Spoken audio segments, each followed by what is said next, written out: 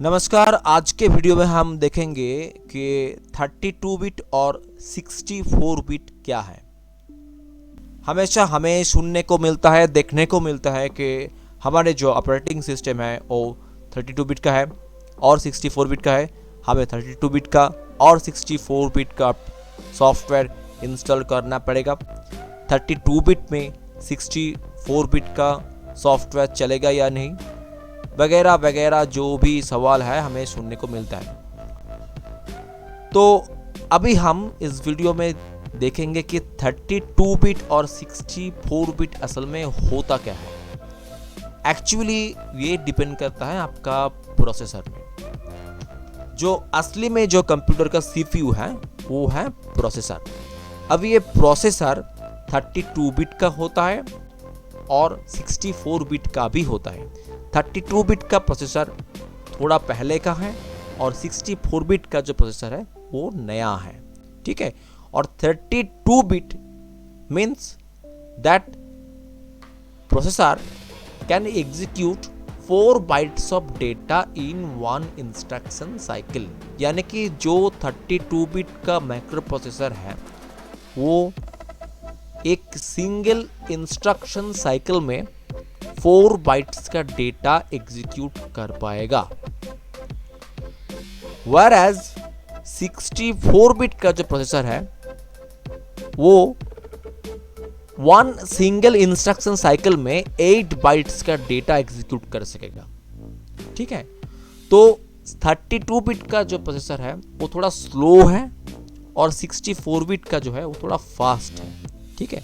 तो ये तो हो गया प्रोसेसर का आर्किटेक्चर। अब अगर आप 32 बिट का प्रोसेसर यूज करते हैं तो आपको 32 बिट का ही ऑपरेटिंग सिस्टम जो है ओएस जो है वो इंस्टॉल करना पड़ेगा और उसके ऊपर आपको 32 बिट का ही जो सॉफ्टवेयर आता है उसको इंस्टॉल करना पड़ेगा। उसमें 64 बिट का जो सॉफ्टवेयर वो इंस्टॉल नहीं होगा डायरेक्टली। और 64 बिट का अगर आपका प्रोसेसर है तो आपको उसमें से बेस्ट एफिशिएंसी पाने के लिए आपको 64 बिट का ही ऑपरेटिंग सिस्टम इंस्टॉल करना पड़ेगा और 64 बिट का ही सॉफ्टवेयर आपको इंस्टॉल करना पड़ेगा, तब भी आपको उसमें से बेस्ट एफिशिएंसी मिल सकता है, ठीक है।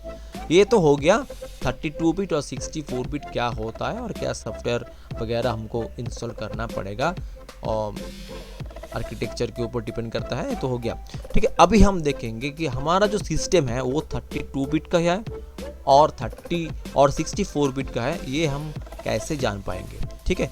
इसको जानने के लिए हमें जाना पड़ेगा दिस पीसी में।